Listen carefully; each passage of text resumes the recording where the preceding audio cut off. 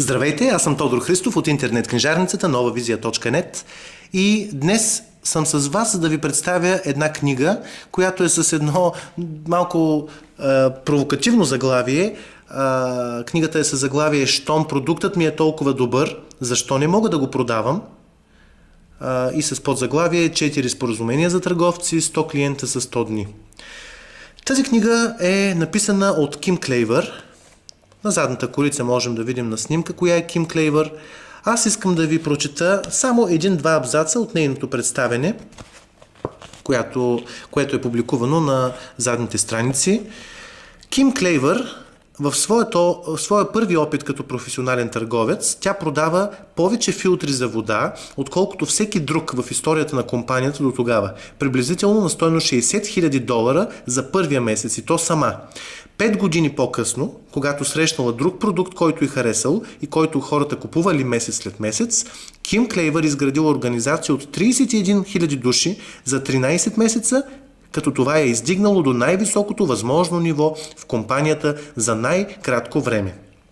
През 1996 година, в отговор на хилядите молби да запише на касета всички полезни съвети и начини на поведение, за да бъдат достъпни за всеки, който търси други начини да продава, Ким основава своята фирма Max Out Productions и от тогава започва да работи в сферата и на обученията по продажби. Книгата "Щом продуктът ми е толкова добър, защо не мога да го продавам" е книга за хората, които работят основно в мрежовия маркетинг и в продажбите, които се осъществяват директно. Това е една особено предизвикателна област за всеки един продавач, за всеки един търговец.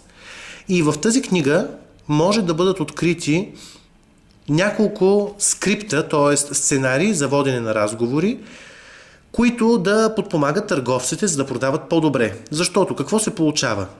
Обикновено търговците, когато представят своите продукти пред различни клиенти, обсипват своите продукти с суперлативи. Този продукт е много добър, той ще ви реши такива и такива проблеми, ще направи за вас еди какво си, резултатите ще бъдат фантастични, много добри, отлични, перфектни и така нататък. Суперлативите за продукта е лесно да бъдат изречени, но продажбата не е толкова просто да бъде направена. И в един момент немалко търговци започват да подлагат на съмнение две неща. От една страна качествата на този продукт, защото уж той е много хубав, уж е много добър, уж шефовете ми казаха, че ще се граби като топъл хляб, а това явно не е така. Или на второ място, може би ще подложат на съмнение своите собствени качества като продавачи и ще си кажат: може би от мен не става добър търговец, може би аз не съм роден или родена за това, може би аз не мога да продавам, нямам дар слово, не съм убедителна и така нататък. За тези два варианта е написана и книгата "Щом продуктът ми е толкова добър, защо не мога да го продавам?", защото вътре можете да откриете, виждате и обема на книгата, между другото, чете се относително бързо, можете да откриете скриптове, т.е. какво да кажете на първа среща, как да протече тази първа среща, как да преминете с клиента по-нататък, да речем след първата среща.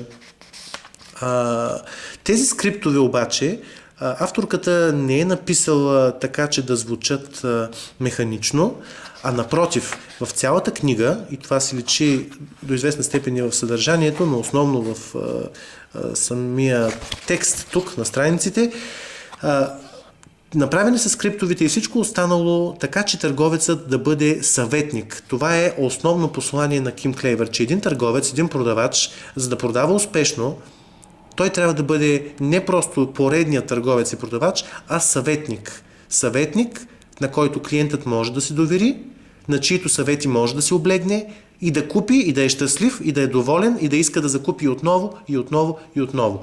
И понеже в мрежовия маркетинг нещата работят точно по този начин, с помощта на изграждане на мрежа от хора, които продават на други хора, и от хора, които ползват продукта, много е важно да има повторни поръчки, повторни покупки, а за да се случи това е нужно доверие към продукта и към самия търговец. В този смисъл да бъдеш съветник е нещо действително много резонно. Книгата може да ви покаже как точно, с помощта на какви думи, фрази, послания внушения, но в никой случай манипулативни. Просто най-обикновена човешка комуникация, човек може да изпъкне пред останалите продавачи и да не бъде просто поредния продавач, а един приятел и съветник. Иначе, гледайки съдържанието на книгата, можем да видим, че в нея става дума за трите скрипта, които могат да се използват, кои са клиентите, купувачи, които няма никога да купят, защо, след което как може да се види и да се прецени кои са типичните търговски приказки, тези, които не ви позиционират в очите на потенциалния клиент като съветника, като на един най-обикновен продавач, който гледа да пробута нещо. След това в книгата ще разберете кои са горещите бутони, най-важното кой е вашият личен горещ бутон. Разберете ли кой е той и срещате ли се с хора, които имат сходни горещи бутони за покупка, можете да продавате с голяма лекота. След което, ето тук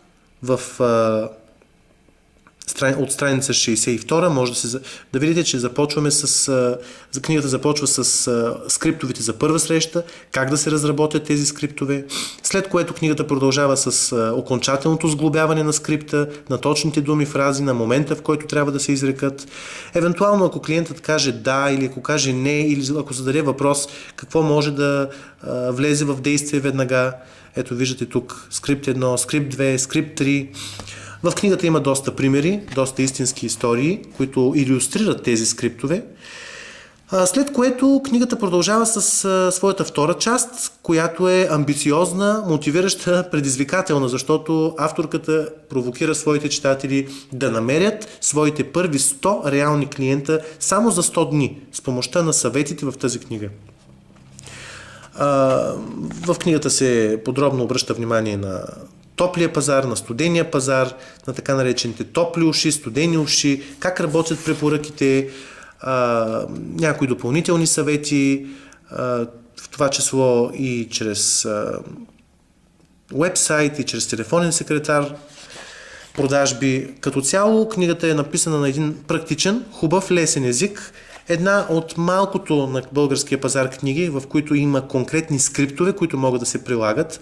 И повярвайте ми, тази книга може да се използва не само от хората, които работят в мрежовия маркетинг и които продават на мултилевел принцип, а и от хората, които работят и продават в областта на бизнес-то-бизнес пазарите и така или иначе също трябва да се срещат очи в очи с клиенти или по телефона да разговарят с тях, защото тези скриптове, които са вътре и логиката и принципите, най-важното, които стоят за тези скриптове, могат да бъдат прилагани с съответната лека адаптация или по-сериозно обмислене, разбира се, могат да бъдат прилагани успешно.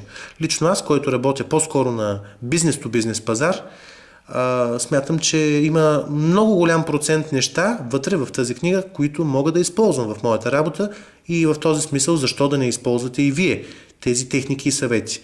Не забравяйте, че хората, които работят в директните продажби, в мултилевел продажбите са продавачи от най-висша класа и можем само да се учим от най-добрите тези продавачи, които работят в този фронт на продажбите.